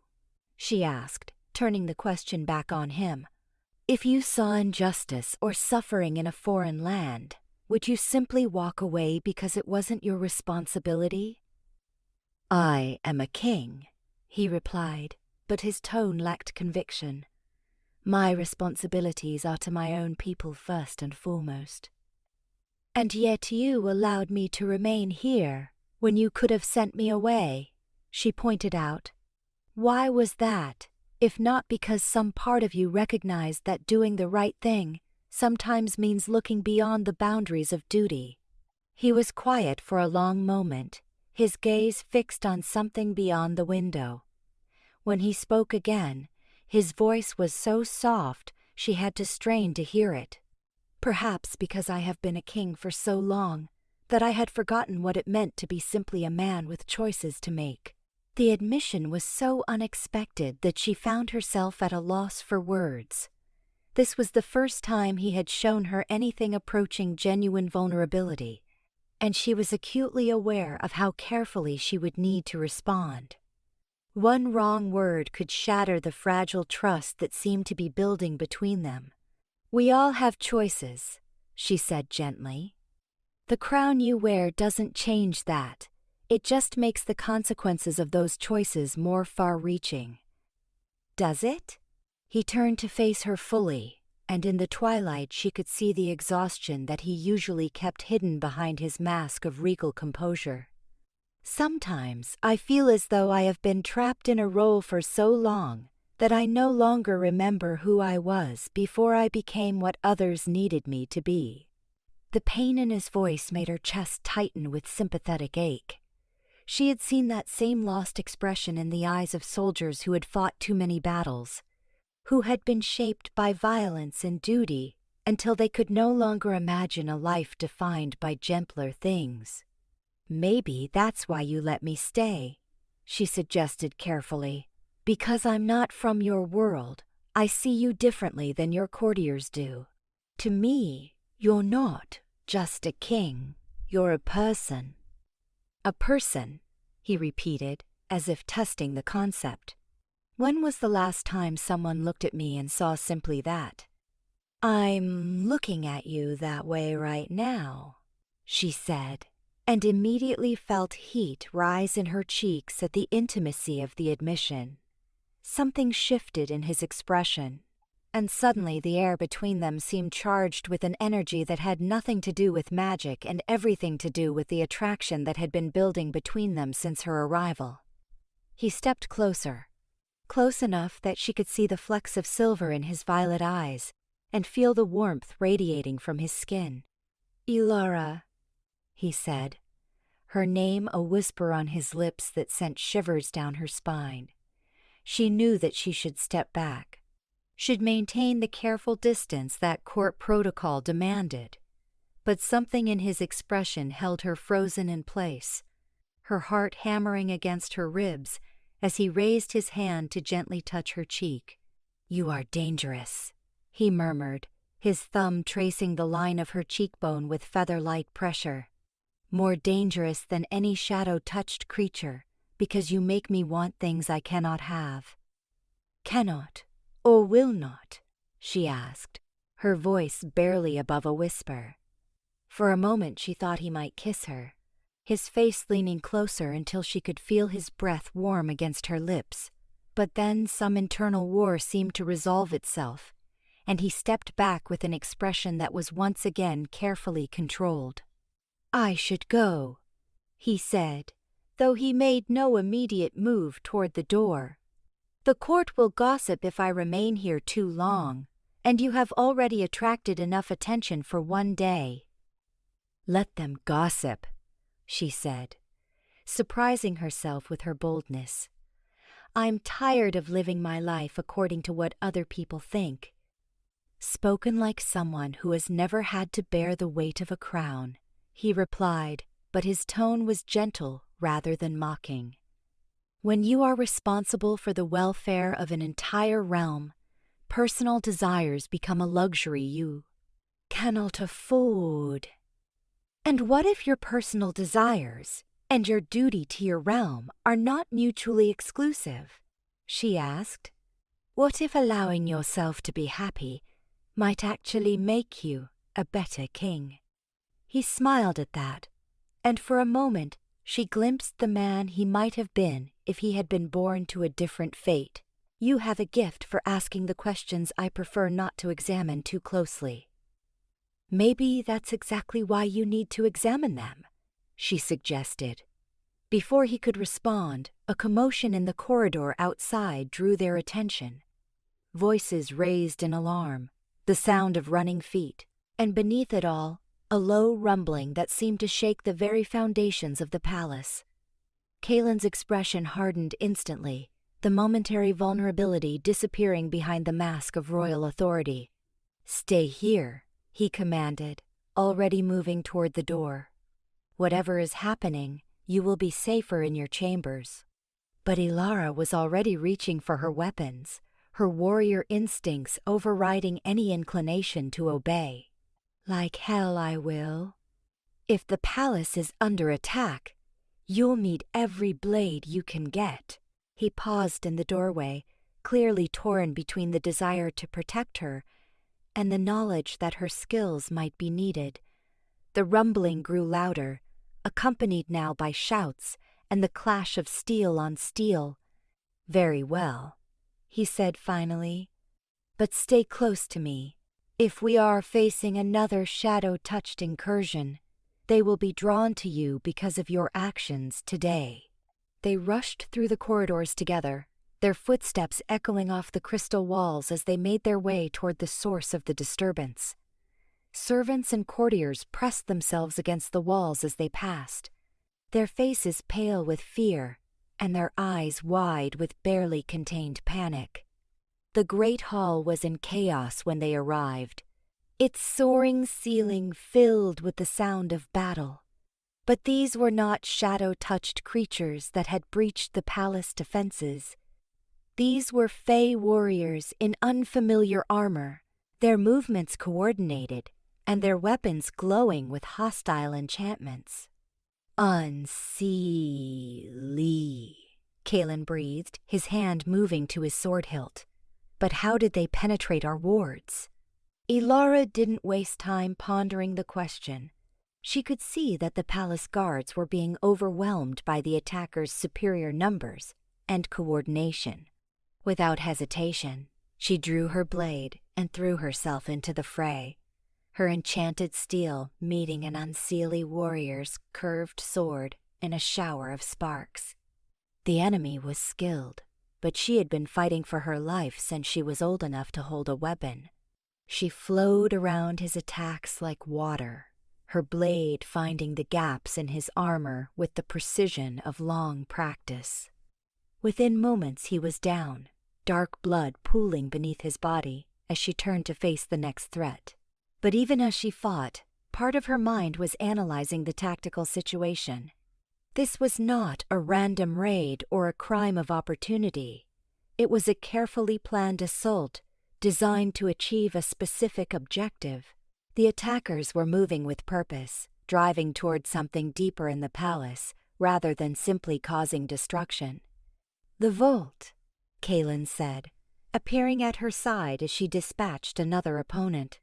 His own blade dripped with Unseelie blood, and there was a fierce light in his violet eyes that spoke of ancient warrior instincts awakening. "They're trying to reach the royal vault." "What's in the vault?" she asked, parrying a thrust that would have opened her throat if she had been a fraction of a second slower. "Treasures beyond counting," he replied, his blade weaving defensive patterns as 3 more enemies converged on their position. "Artifacts of power that could shift the balance between our courts if they fell into the wrong hands." The implications of his words sent a chill through her. If the Unseelie succeeded in breaching the vault, they would gain access to weapons and artifacts that could give them a decisive advantage in whatever larger conflict this represented. She found herself fighting with desperate fury, her blade singing through the air as she cut down opponent after opponent. But gradually, through skill and determination, the tide of battle began to turn. The palace guards rallied around their king and his unexpected ally, and the Unseelie found themselves caught between hammer and anvil. One by one they fell, until finally the last of them lay still upon the crystal floor of the great hall. In the aftermath of the battle, as servants rushed to tend the wounded and clear away the bodies, Elara found herself studying the fallen attackers with professional interest. Their armor was unfamiliar, marked with symbols she didn't recognize, and their weapons carried enchantments that felt different from those she had encountered among the Seelie Fae. "They came prepared," she observed, kneeling beside one of the bodies to examine its gear more closely. This wasn't a spur-of-the-moment raid. Someone spent considerable time and resources planning this assault. Kalen crouched beside her, his expression grim as he studied the evidence. "The question is whether this was an independent action or part of a larger campaign. If the Seelie Court has decided to move openly against us, then your realm is at war," she finished. "And today was just the opening gambit." He nodded slowly, his face grave with the weight of implications. "I must convene the council immediately. This attack changes everything." As they rose to their feet, Elara caught sight of something that made her blood run cold. One of the Unseelie warriors bore a mark on his forehead, a twisted rune that seemed to writhe and shift when she looked at it directly. She had seen something similar before, in ancient texts that dealt with the darkest aspects of magical corruption. "Kaelin," she said urgently, pointing to the mark. "Look at that symbol. Do you recognize it?" His face went pale as he saw what she was indicating. "Shadow touched," he whispered. "But that's impossible. The Unseelie may be our enemies, but they would never ally themselves with creatures of the void, unless they had no choice," she said quietly. "What if the same force that's been directing the shadow-touched creatures has found a way to influence the Seelie Court as well?" The thought hung in the air between them like a malignant presence. If she was right, then the attack on the palace was just one facet of a much larger and more dangerous conspiracy. Someone or something was manipulating events from the shadows, turning the natural enemies of the realm against each other in a bid to weaken all resistance to their ultimate goals. "I need to research this," she said, her mind already racing with possibilities. "Are there texts in the palace that deal with ancient magic and the forces of corruption? Historical accounts of previous shadow-touched incursions?" "The royal library contains volumes that date back to the founding of our realm," he replied. "But many of the older texts are restricted, deemed too dangerous for casual study." "This is hardly casual," she pointed out. "If we're going to understand what we're facing, we need access to every possible source of information." He studied her face for a long moment, and she could see him weighing the risks of giving her access to potentially dangerous knowledge against the greater threat they were facing. Finally, he nodded. "Very well. I will have the librarian provide you with access to the restricted sections. But Elara, some knowledge carries a price. Be certain you are prepared to pay it before you seek answers to questions that might be better left unasked." The royal library was a marvel of Fey architecture, its shelves carved from living crystal that grew in spiraling patterns toward a ceiling lost in shadows. Books bound in materials she couldn't identify lined the walls, their spines marked with symbols that seemed to shift and change as she watched. The air itself hummed with contained power, as if the accumulated knowledge of millennia had taken on a life of its own. The librarian, an ancient Fey with silver hair that reached nearly to the floor, led her through a maze of corridors to a section sealed behind barriers of woven light and shadow. "These are the forbidden texts," she explained, her voice creaky with age. "Knowledge preserved from the dark times, when our realm nearly fell to forces beyond comprehension. His Majesty has granted you access, but I urge you to proceed with caution. Some truths are dangerous to know." Elara thanked the librarian and settled into a comfortable reading alcove, surrounded by volumes that promised to reveal the secrets she sought. The first book she opened was bound in what appeared to be midnight black scales, its pages crackling with age as she turned them carefully. The text was written in an archaic form of the Fey language, but her weeks at court had given her enough familiarity to puzzle out the meaning. The volume dealt with the early history of the shadow-touched corruption, describing a time when darkness had nearly consumed the Fey realm entirely. According to the account, the corruption had not been a natural phenomenon, but rather the result of a deliberate act, a curse cast by a being of immense power who had sought to remake the world according to their twisted vision.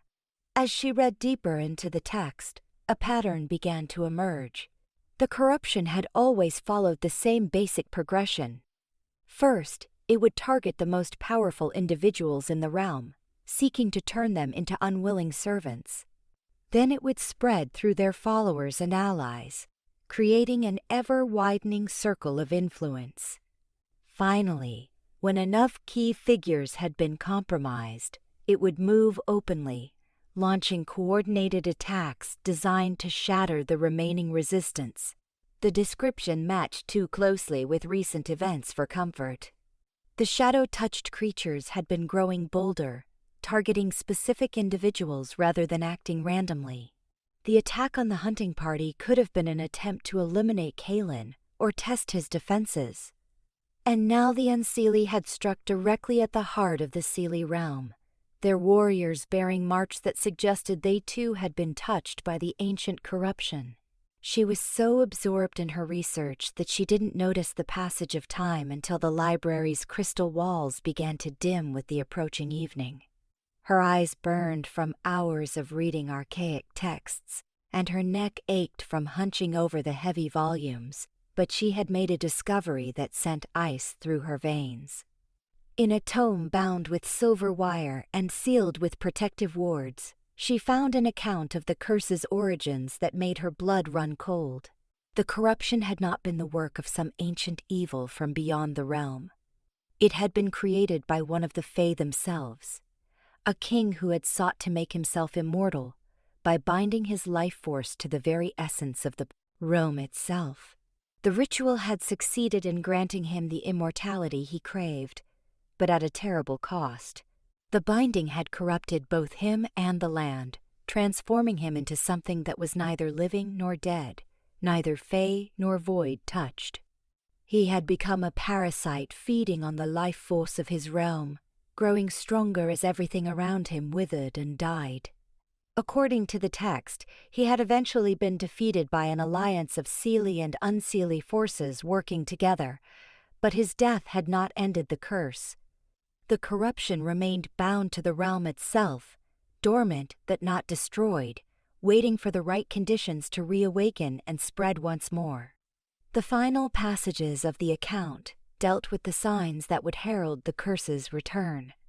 A gradual increase in shadow-touched creatures, the corruption of powerful individuals who would serve as unwitting agents of the ancient evil, and finally, the appearance of a new host, someone with the potential to become what the original cursed king had been, a conduit through which the corruption could fully manifest itself once more.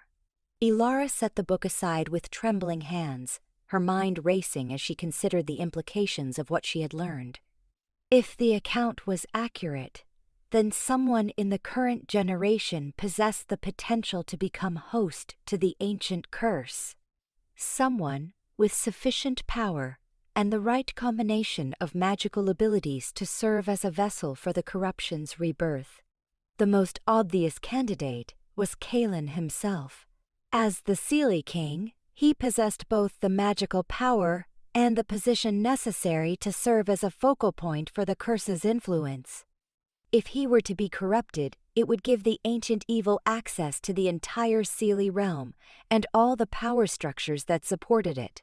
But there were other possibilities as well.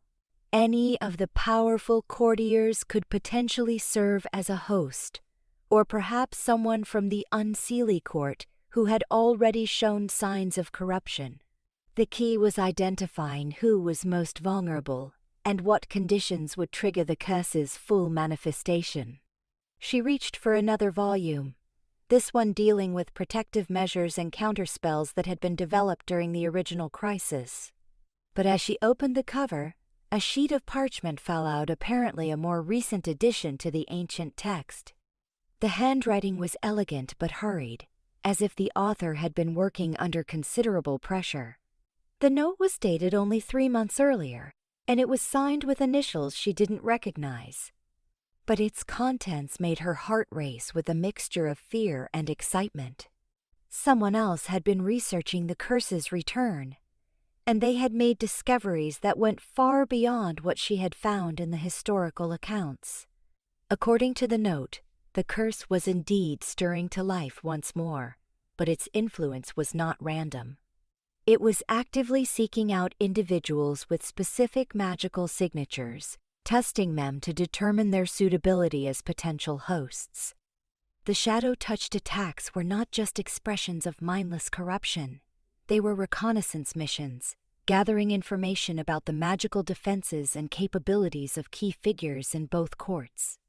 More disturbing still, the note suggested that the curse had already identified its preferred host and was working to isolate them from potential allies and protectors. Recent political tensions between the Seelie and unseelie courts were not natural developments, but rather the result of careful manipulation designed to prevent the two realms from working together as they had during the original crisis. The final paragraph of the note was almost illegible, as if the author had been writing in desperate haste. But Elara was able to make out enough to understand that whoever had written it believed the curse's full manifestation was imminent, a matter of weeks rather than months or years. She folded the note carefully and slipped it into her pocket, her mind already formulating plans. She needed to share this information with Kaelin immediately, but she also needed to be careful about how she presented it. If the curse was indeed targeting him as a potential host, then revealing what she had learned might actually accelerate the corruption process. The library was nearly empty as she made her way back through the maze of shelves, most of the other scholars having departed for their evening meals. But as she approached the main entrance, she became aware of voices echoing from one of the study alcoves, a heated conversation that seemed to be taking place in hushed but urgent tones. Curiosity overrode caution, and she moved closer to investigate. Hidden behind a towering shelf of ancient tomes, she could see Lord Theron and Lady Seraphina engaged in what appeared to be a very private discussion. Their body language suggested tension and disagreement, and she caught fragments of their conversation that made her pulse quicken. "Cannot wait much longer," Theron was saying, his usual polished charm replaced by barely controlled urgency. "The signs are accelerating beyond our projections." "The timing must be perfect," Seraphina replied, her ice-blue eyes glittering with an intensity that made Elara's skin crawl. "If we move too soon, the binding will not hold. If we wait too long, another may claim what is rightfully ours." "And what of the mortal?" Theron asked. "Her interference today was unexpected. She shows signs of... She is irrelevant," Seraphina cut him off with dismissive authority. "A temporary complication that will be dealt with when the time comes. Our focus must remain on the primary objective." Elara felt her blood turn to ice as the implications of their conversation became clear. Whatever they were planning, it involved timing that suggested knowledge of the curse's cycles. And their casual dismissal of her as a temporary complication suggested that they knew exactly who she was and what threat she might represent to their plans. She backed away from the alcove as quietly as possible, her heart hammering against her ribs. If Theron and Seraphina were involved in the curse's return, then the corruption had already gained a foothold within the Seelie Court itself. And if they were planning something that required perfect timing, then whatever was coming was likely to happen very soon. Making her way through the palace corridors, she struggled to process everything she had learned. The ancient curse was real and returning to power. Someone within the court was actively working to facilitate its manifestation. And Kaelin himself might be the intended host for an evil that could consume the entire Fey realm. She needed to warn him, but she also needed to be strategic about how she approached the situation. If Theron and Seraphina were indeed working for the curse, then they would be watching for any sign that their plans had been discovered. A single wrong move could trigger events that would doom not just Kaelin, but everyone in both the Seelie and unseelie realms. Her chambers felt strangely cold when she entered them, despite the warm evening air that flowed through the crystal windows. She moved to her writing desk and began composing a message to Kaelin, choosing her words carefully to convey the urgency of the situation, without revealing too much detail in case the letter was intercepted. But as she wrote, she became gradually aware of a presence in the room with her, something that existed at the very edge of perception, like a shadow cast by light, that wasn't there. The temperature continued to drop, and her breath began to mist in the suddenly frigid air. She set down her pen and reached for her blade, but her fingers encountered only empty air where the weapon should have been. Panic flared in her chest as she realized that something was interfering with her ability to access her weapons, some force that existed beyond the normal rules of the physical world. "Do not be afraid," a voice whispered, seeming to come from everywhere and nowhere at once. "We mean you no harm, warrior of the mortal realm." She spun around, searching for the source of the voice, but saw only empty air and dancing shadows. "Who are you? What do you want?" "We are what remains of those who fought the darkness before," the voice replied, and now she could see faint outlines in the air, translucent figures that flickered in and out of visibility like flames in a strong wind. "We are the guardians who failed to prevent the curse's first manifestation, and we have waited centuries for one who might succeed where we could not." "Ghosts," she breathed, understanding flooding through her. "You're the spirits of those who died fighting the curse. We are bound to this realm by our failure," another voice confirmed, this one speaking with the authority of ancient nobility. "We cannot rest while the corruption we failed to stop continues to threaten all we held dear." "Then help me," she said urgently. "I've discovered that the curse is returning, but I don't know how to stop it. The ancient texts speak of countermeasures, but many of the details have been lost or deliberately obscured." The ghostly figures seemed to solidify slightly, and she could make out more details of their forms. They wore the armor and robes of ancient Fey nobles, their faces marked by the knowledge of terrible sacrifices made in vain. When they spoke, their voices carried the weight of centuries of regret. "The curse cannot be destroyed," the first spirit said sadly. "It is bound too deeply to the essence of this realm itself. But it can be contained, if one is willing to pay the price."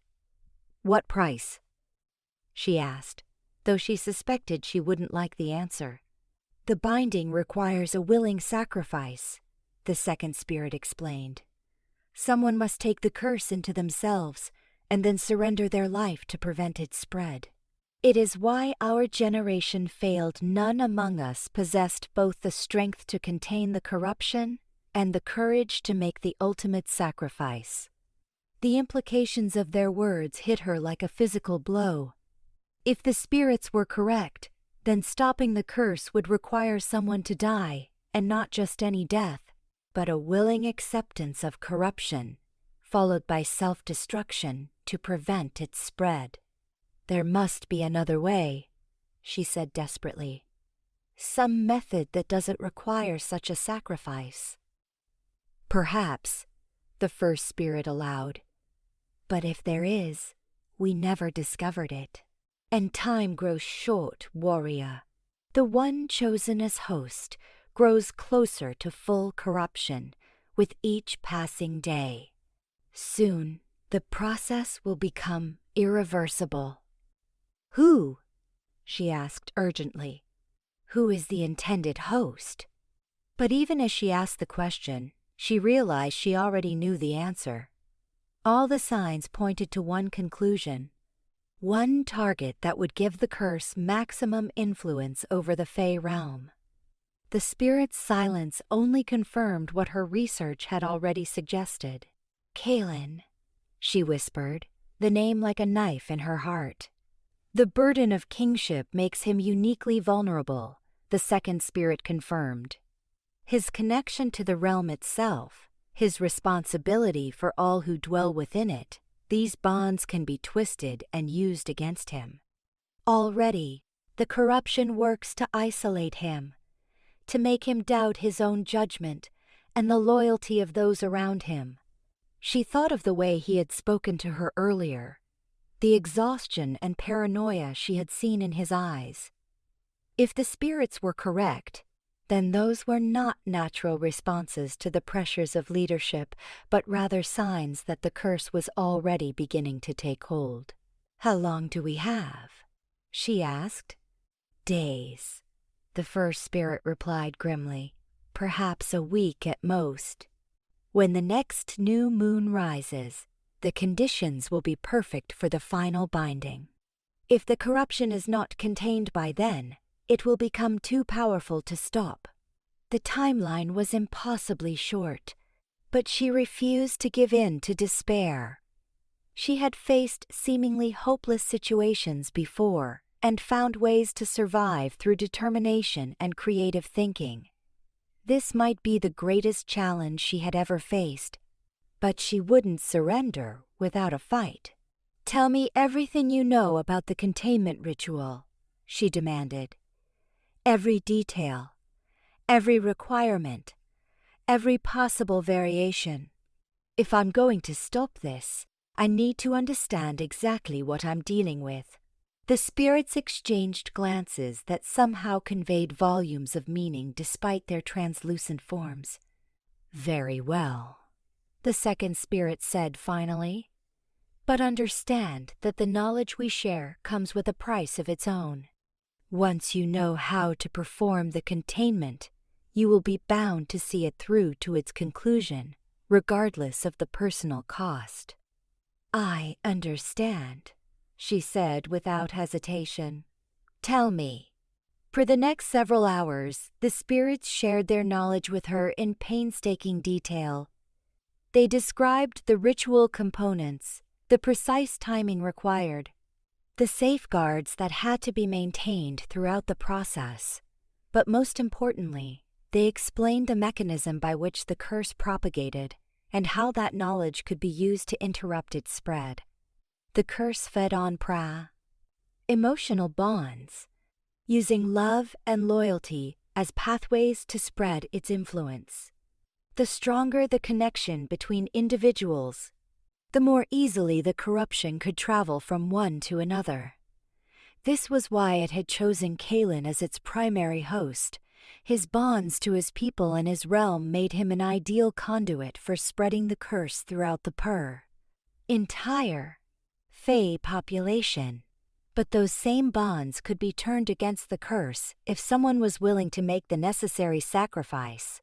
By accepting the corruption into themselves and then severing all emotional connections through death, the willing sacrifice could trap the curse within their own spirit and prevent it from spreading further. The process was not without risks, however. The corruption was cunning and would fight to preserve itself. Attempting to seduce the would be sacrifice with visions of power and immortality. Many who had attempted the containment ritual in the past had succumbed to these temptations, becoming willing servants of the curse rather than its crame. Destroyers. The key, the first spirit explained, is to maintain absolute clarity of purpose throughout the process. You must know exactly why you are making the sacrifice and hold that knowledge at the center of your being, no matter what lies the corruption whispers in your ear. As dawn approached, the spirits began to fade, their forms becoming increasingly translucent as the growing light weakened their ability to manifest. But before they disappeared entirely, they offered her one final piece of guidance. Beware those who claim to offer easy solutions. The second spirit warned, the curse has had centuries to prepare for its return, and it will use every deception at its disposal to prevent interference with its plans. Trust only what you can verify through direct observation, and remember that even the most loyal ally can become a deadly enemy if touched by corruption. With those ominous words, the spirits vanished entirely, leaving her alone in her chambers with only her racing thoughts for company. She looked down at the notes she had taken during their conversation and felt the weight of responsibility settle on her shoulders like a physical burden. The sun was rising over the crystal spires of the palace, painting the sky in shades of gold and crimson that should have been beautiful, but instead reminded her of blood and fire. Somewhere in the palace, Kalen was waking to face another day of ruling his realm, unaware that an ancient evil was slowly taking control of his mind and soul. And somewhere else, Theron and Seraphina were making their final preparations for whatever role they played in the curse's return. She had perhaps a week to prevent a catastrophe that could consume both Fey courts and spread beyond them into the mortal world. The knowledge she possessed could save countless lives, but only if she was willing to pay the ultimate price for that salvation. Standing at her window, watching the palace come to life with the new day, she made her decision. She would find a way to save Kalen and his realm, even if it cost her everything she had ever hoped to be. The curse had chosen the wrong enemy if it thought a mere mortal would be easily defeated. But first, she needed to verify what the spirits had told her and gather more concrete evidence of the conspiracy she had uncovered. If she was going to convince Kalen of the threat he faced, she would need proof that even his paranoid caution couldn't dismiss. The day ahead would be dangerous in ways she couldn't fully anticipate, but she had faced impossible odds before. This time, however, the stakes were higher than they had ever been, not just her own life, but the fate of an entire realm and everyone who dwelt within it. As she prepared for what might be the most important day of her life, Elara felt a strange sense of peace settle over her. For the first time since arriving in the Fey realm, she knew exactly what she needed to do and why she needed to do it. Whatever happened next, she would face it with the clarity of purpose that the spirits had told her was essential for success. The curse might be ancient and powerful, but it had never faced someone quite like her, someone who had learned to find strength in hopeless situations, and who had nothing left to lose except the people she had come to care about. That might not be enough to guarantee victory, but it would have to be sufficient for the battle ahead.